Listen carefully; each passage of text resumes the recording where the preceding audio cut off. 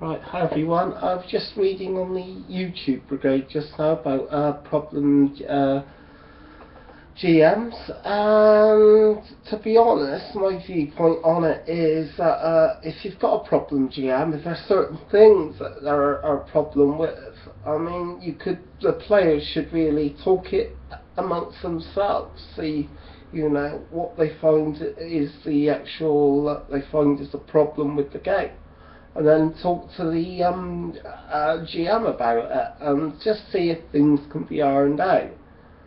If not, I would suggest actually maybe one of the players may suggest, I'll give something a go. You can, we have a break and something like that, and go from there. Or if things are,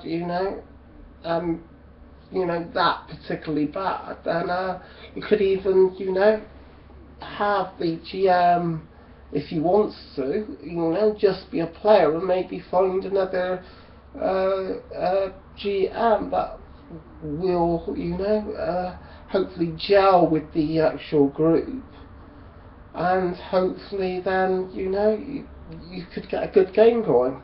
But sometimes either it could be just this, sometimes the GM, you could have a new GM, and they will not quite gel with the group.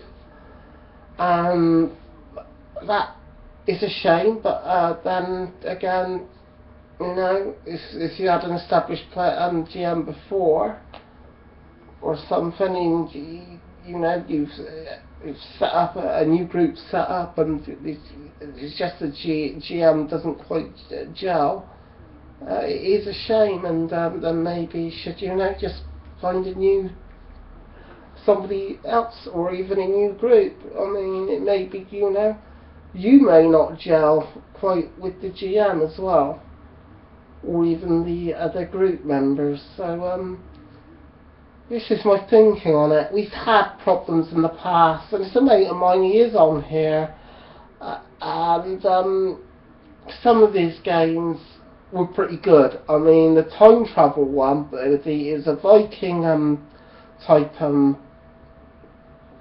campaign, and he's actually done his own world, written it out. It's on his web page somewhere, but he hasn't done anything to it for a long time, which is a shame, because it'd be nice if he updated his website and the bits and pieces on there. But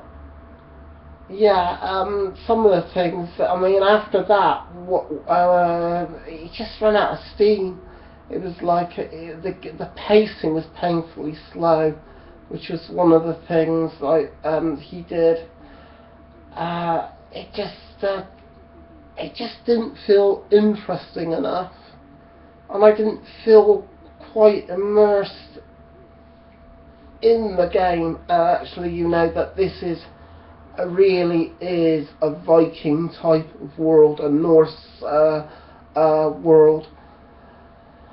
And it was a shame. It was a shame, and from there I took over, and sort of like a now more permanent, actually, with the GMing, and things seem to flow much better with me GMing, even though he's got the experience. He's got a lot of experience. He has GM'd a lot of games, but maybe this is the point. Maybe sometimes the GM is just burnt out. That that he's GM'd so much that it's complete burnout, and they either need a long break or a permanent break and just become a player and never, GM again. So yeah, these are my thinkings on this. That's my mate. Some of the things, were interesting. It can do a fun game sometimes, but it was just the pacing felt particularly slow. And he did say about, give us opportunities with politics and stuff, and there was some, links with people we could have made, we could have forged things and that. but I think he just dwelled upon that a little bit too long. He should have just, sort of like fade to black and just moved things along sooner. But yeah, he can do a good game. Yeah, he really can if he does put his mind to it. But I just feel that he didn't really want it to really run things. He just wanted to be a player, and that's fair enough. I mean, it's landed in my lap, me being a GM, but I'm okay with that. I'm fine with that, and I may not have the experience my mate's got, but still. I mean, because in the past, things started where I've played more regularly from 2008 onwards. Before then, I had another mate that I may get 1, 2 games, maybe 3 games a year. And it was hard in the 90s for me. It was hard actually to, find people. It's much easier now, but at the time I didn't know where to go or anything, and it was difficult.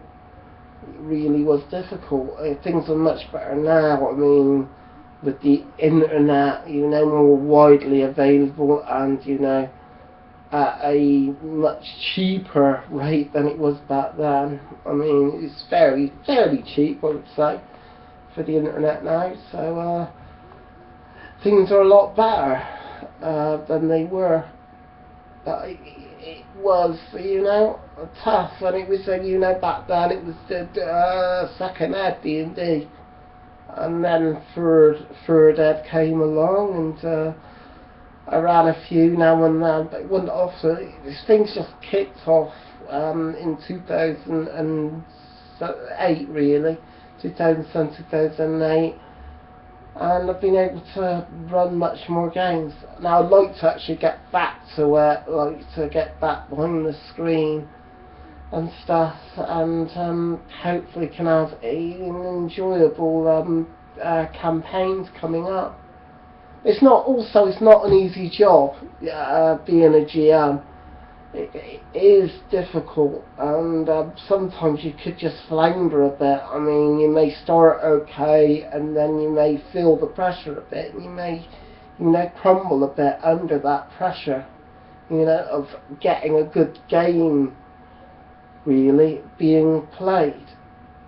And whenever you get to that point where you feel, look, things are going to collapse, and just call a break. I mean, I think the players would be okay with actually, taking a bit of a breather, taking a break, half hour or so. I mean, and hopefully you should be able to recover. If you find you can't recover, then just say. I mean, cut it short. You can always, have something else handy, just in case. I don't see that,